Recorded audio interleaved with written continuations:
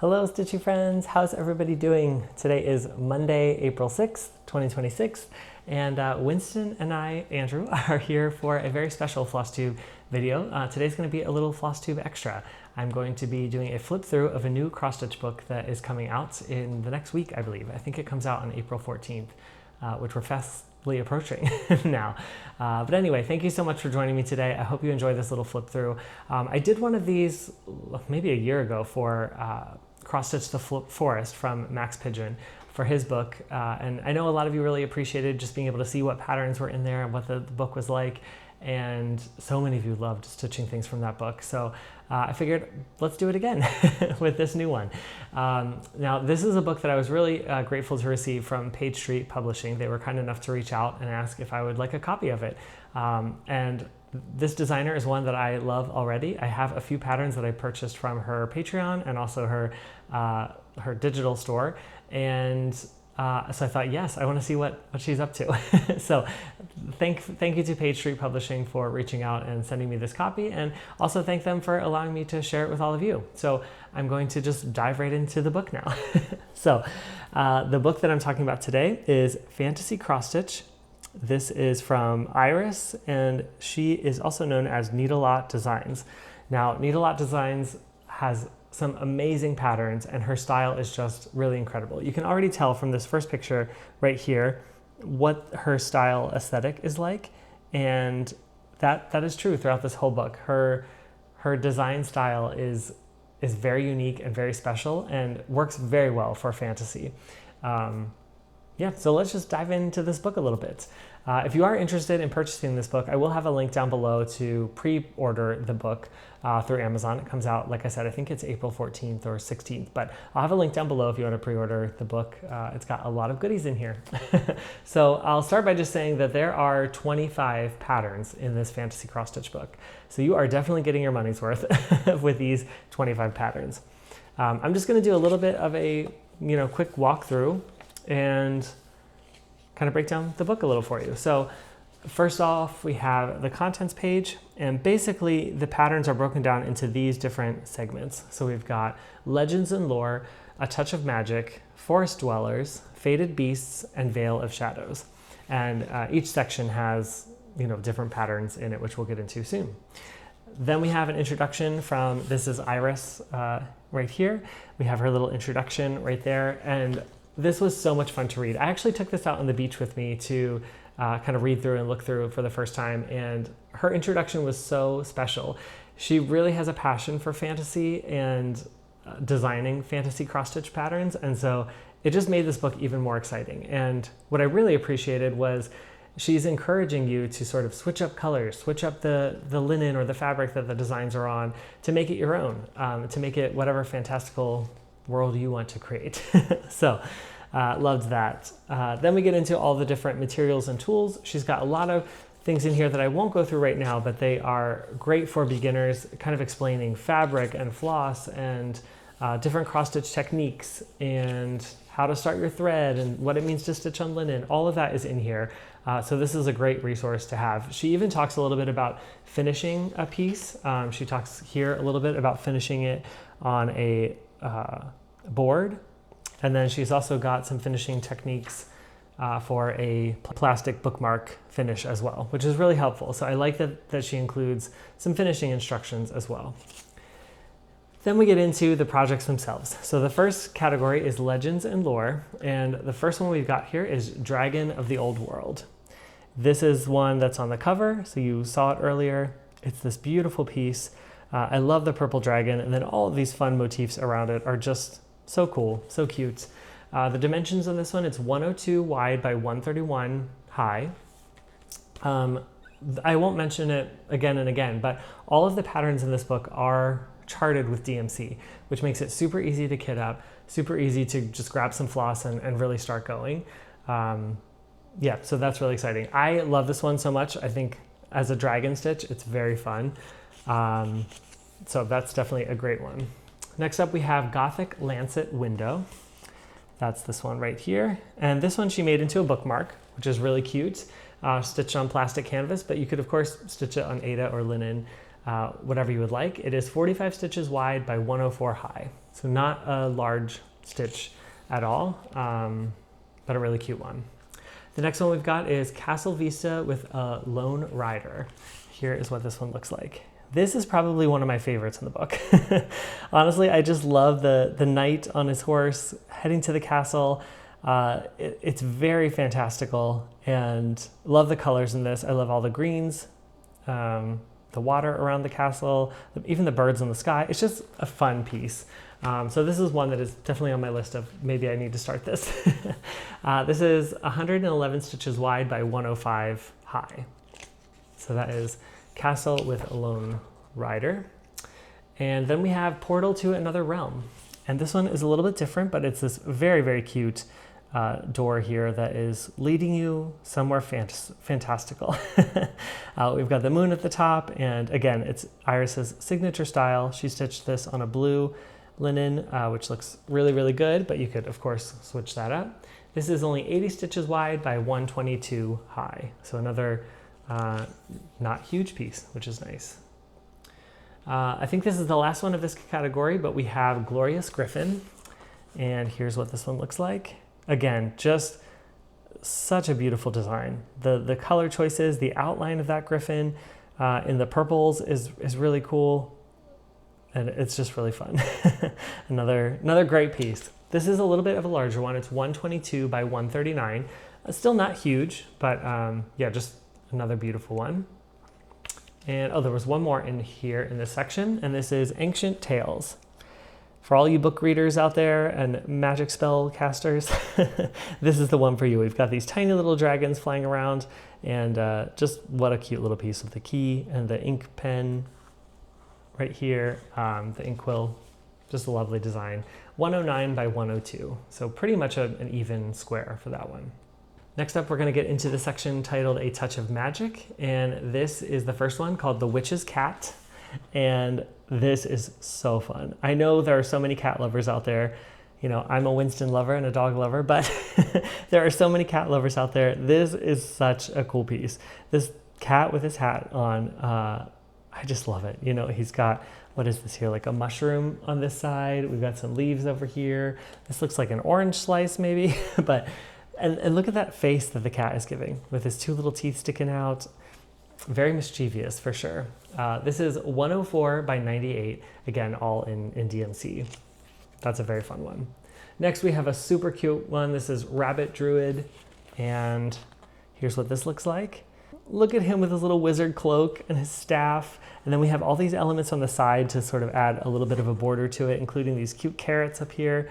This is just really lovely. This is probably my second favorite from the book. Definitely one that I would like to stitch someday. It's not really Easter vibes, but you know, it's a bunny, so it could be. And his little cloak is just too much. I love it. That one is 132 by 114, so a little bit wider, but not too wide. Next up, we have one called Mystical Magpies, 2 for Joy, and here is what this looks like. The colors in this one are just beautiful. The way this fades from blue to like a tealish, and then we have the white and yellow here at the bottom. Those birds are just stunning. And we have these lovely flowers here. It's just a very, very cute piece. I think Iris just posted this on her Instagram channel as well. It showed the finish that is in this pillow, which is really wonderful.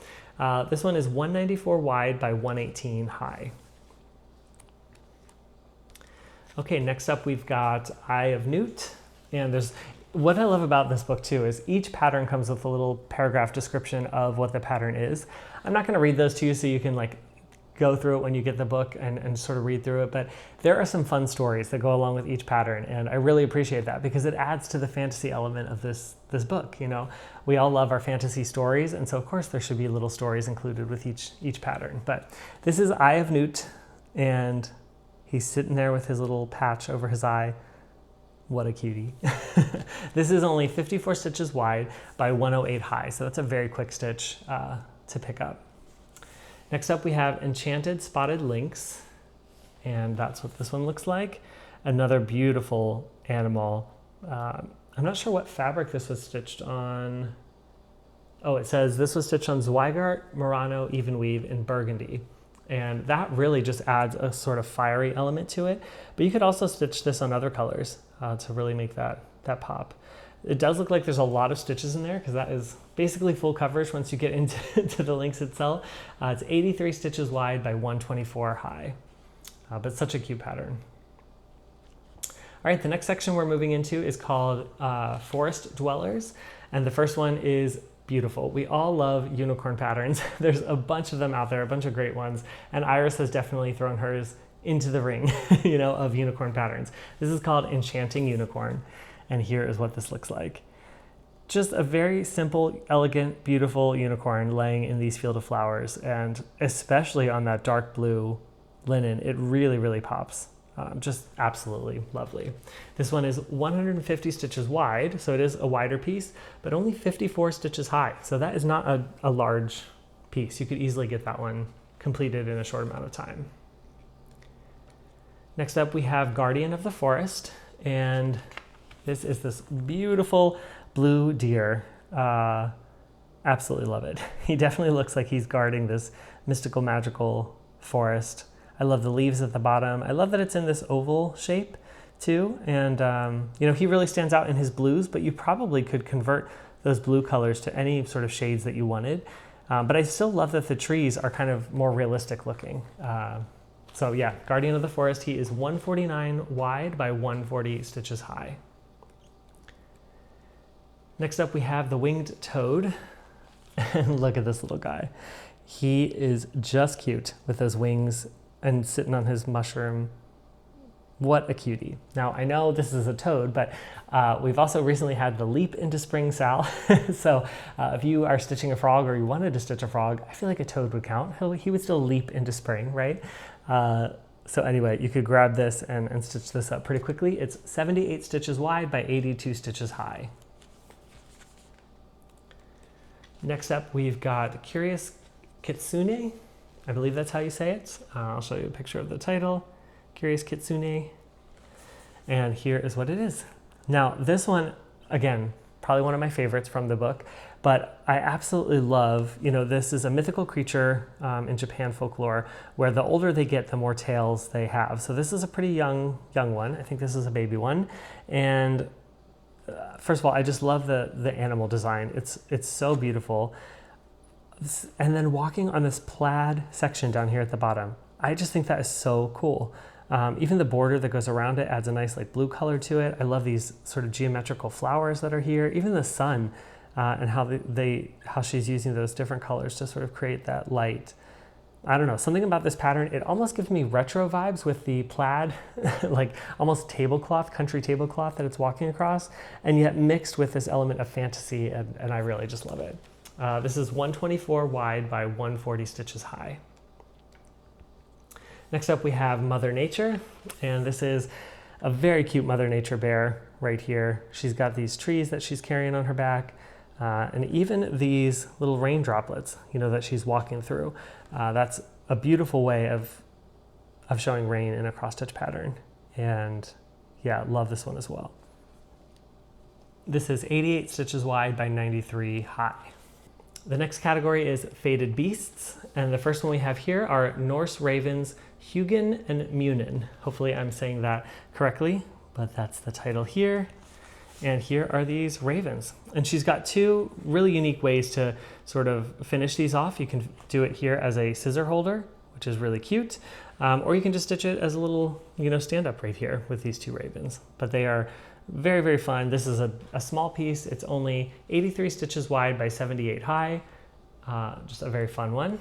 Next up we have, this might be my favorite. I know I've said that a couple times now, but I absolutely love this. This is called Fiery Phoenix, and this is definitely a phoenix coming out of the ashes, very bright, very vibrant, and just a reminder that we can all come out of hard times and really soar. And yeah, I love this one. If I were to stitch it, I probably would choose a little bit of a different fabric. I'm not sure what color I would go with, but something that really makes it kind of pop a little bit more. But look at the beautiful designs. Those oranges are just stunning. And yeah, I really like that one. I might have to stitch that. It's 110 wide by 120 high. Next up, we've also got Fenrir, the Wolf of Ragnarok. And here is what he looks like. Another just stunning design. I love the use of colors in his face to sort of add dimension, but also make it fantasy is just really great. This one is only 66 stitches wide and 112 stitches high. Next up, we've got Anubis, the Jackal of the Afterlife. Here is this one. This is giving me Egyptian vibes and really, really love this design. Very, very cute. Even this border looks like a lot of fun to stitch up, but wonderful piece here that is 65 stitches wide by 167 high. And finally in this category, we have Apep, this Serpent of Chaos. Hopefully I'm saying that correctly. And here's what he looks like. What a charming little snake. And what I think I like about this most is the fabric choice here. You know, you wouldn't really think of stitching a brown tan snake on a brown tan color. And yet, because of the border and because of the details in it, everything just really pops very well on this piece. Now, that being said, I'm not a huge fan of snakes. I kind of have a phobia of snakes. And so I probably would not be stitching this one, but that is not true of everyone. And if you want to stitch a snake, this is a very, very good option.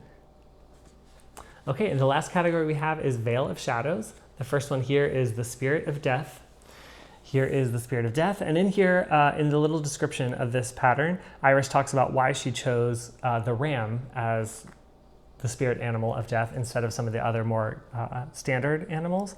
But just really cute. Look at this bone necklace that is hanging around. That is really a fun touch. But yeah, Spirit of Death is 87 stitches wide by 122 high. After that, we have Scrying Mirror. And this is a mirror that you can look at to take a glimpse of the future. And first of all, this is such a fun picture. I love the way she framed this. And it's kind of like a mirror within a mirror. But it's really hard to see from this picture itself. A lot of this stitching inside the mirror is done with Kreinik. And actually, it might be DMC Etoile. I think it's DMC Etoile, but you could use Kreinik if you had that. But I think that would make such a fun little piece with this mirror that is sparkly and kind of adds like a little bit of mystery to the mirror, a little bit of like maybe movement with the light. So that is really fun. It could also be a smalls gift or exchange, but really, really cool. This one is 55 stitches wide by 71 stitches high. After that, we have Woodland Fairy Ring, and here's what this looks like. This is just a bunch of fun woodland themed motifs collected here. Look at this skull with this snail sitting on top of it. That's really cool. All these mushrooms, I think, add a fun element. Just a very cute little piece, especially on this teal fabric. So this one is 109 by 100. And the last pattern we have is Death's Head Hawk Moth. And here is what this looks like. I love this. You know, we've had a lot of moth patterns in the cross stitch world lately, but none that I've seen like this. This is its very own design. Look at this little skull on the back of the moth. This border is really great, but what I love is all of these different colors in the wings. Look at how beautiful that is, the design and the shape of the moth there. I think that's really fun. So that one is 118 by 40 stitches high. And that's the final pattern in the book. Then we have some acknowledgements here.